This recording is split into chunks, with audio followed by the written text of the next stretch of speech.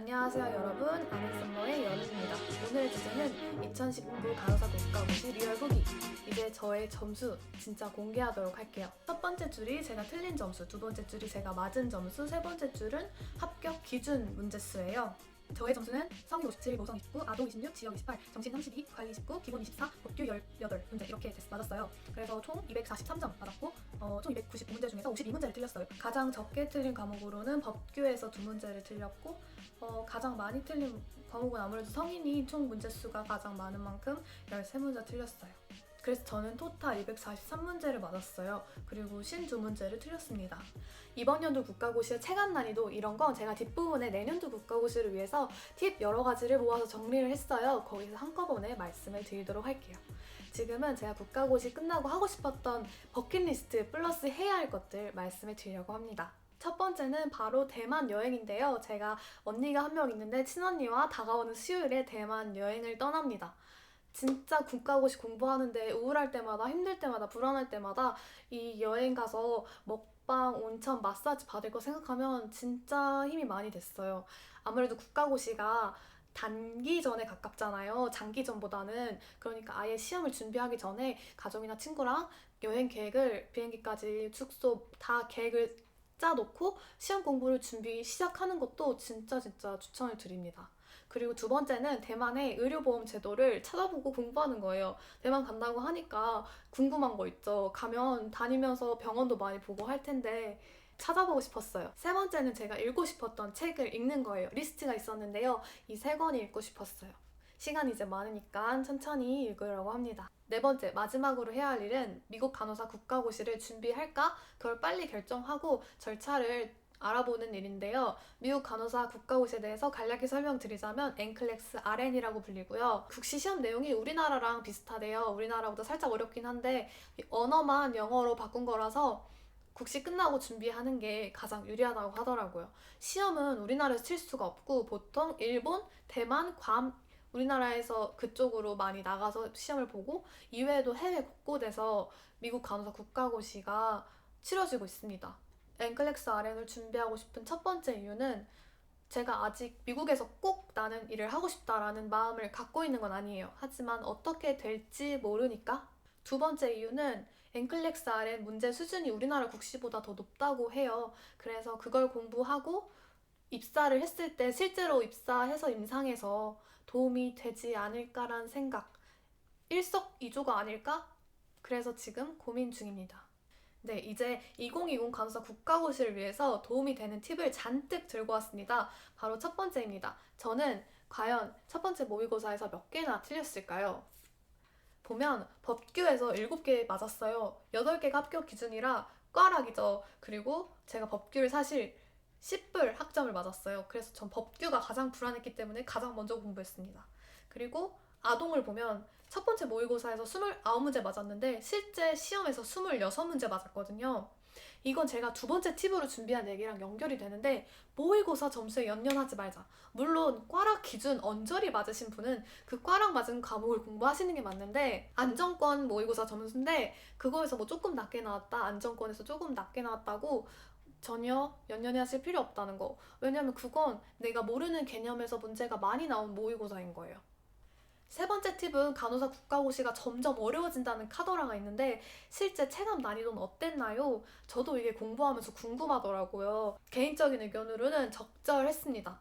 왜냐면 저는 이론을 다 보고 문제를 중간에 보다가 시간이 없어서 시험에 들어갔는데 사실 일상적인 건 이론을 다 보고 문제를 다 보고 모의고사까지 점검을 하다가 시험을 보러 가는 거죠. 이렇게 다 완주하신 분이 고득점 약 전체에서 10개, 20개 틀려야 적절한 합리적인 시험이라고 생각해요. 저같이 이렇게 절반까지밖에 달리지 못한 사람이 한 50문제 정도 틀리는 게 적절한 것 같아요.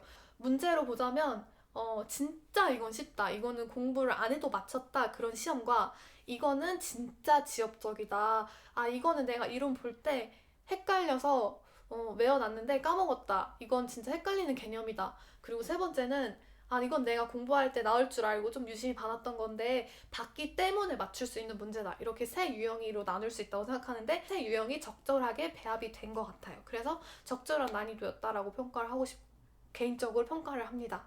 네 번째 팁, 작년 기출문제는 어디서 찾아보나요? 여러분 그거 아세요? 여러분들이 갖고 있는 문제집에 있어요.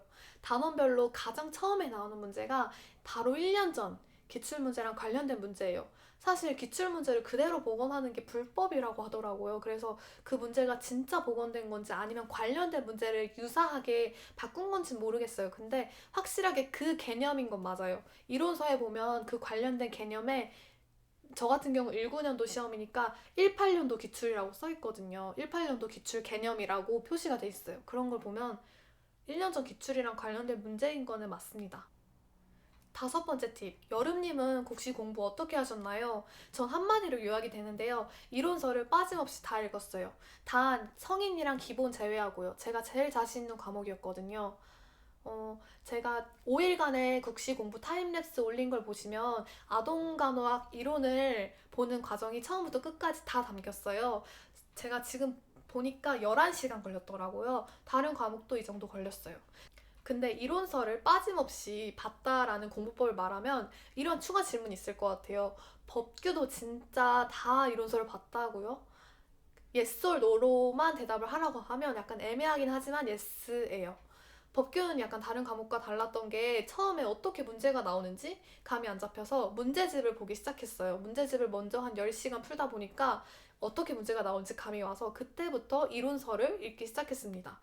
그래서 문제집의 옆에 딸린 해설이나 이론서 본 거를 토탈하면 이론서 빠짐없이 봤다고 생각해요. 일곱 번째 팁은 작년도 국가고시에 과목별 체감 난이도 자료를 이용하는 팁인데요. 저도 공부하던 도중에 SNS를 통해서 작년도 국시에서 정신이랑 기본망 체감 난이도가 중상이고 나머지는 중 또는 하였어요. 그 자료를 보는 당시에 저는 둘 다 아직 이론을 보지 않은 상태였는데 기본은 자신이 있었는데 정신은 자신이 없었거든요. 그래서 정신을 공부를 빨리 다음 과목 이론으로 봐야겠다라고 동기를 부여해준 자료였어요. 물론 다음 연도에 똑같이 이게 어렵게 나오리란 법은 없지만 어떻게 보면 논리적 오류지만 이게 어렵게 나올 수도 있겠구나 라는 생각이 빨리 봐야겠다.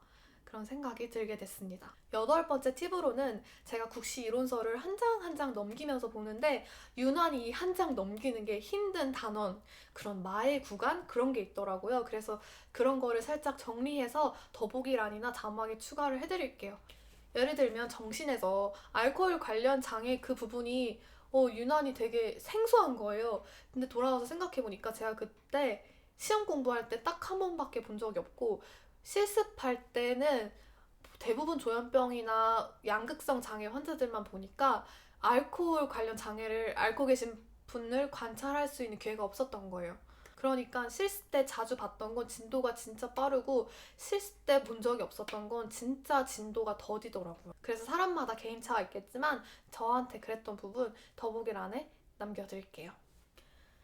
마지막으로 전하고 싶은 가장 중요한 말이 있습니다. 이 시험의 합격률은 높지만 여러분들 단순히 합격을 위해서 임하시지 마시고 공부하겠다는 마음으로 임하셨으면 좋겠습니다. 그리고 고득점을 목표로 하시면 동기부여에 도움이 많이 됩니다. 저도 그랬거든요. 긴 영상 시청해주셔서 감사합니다.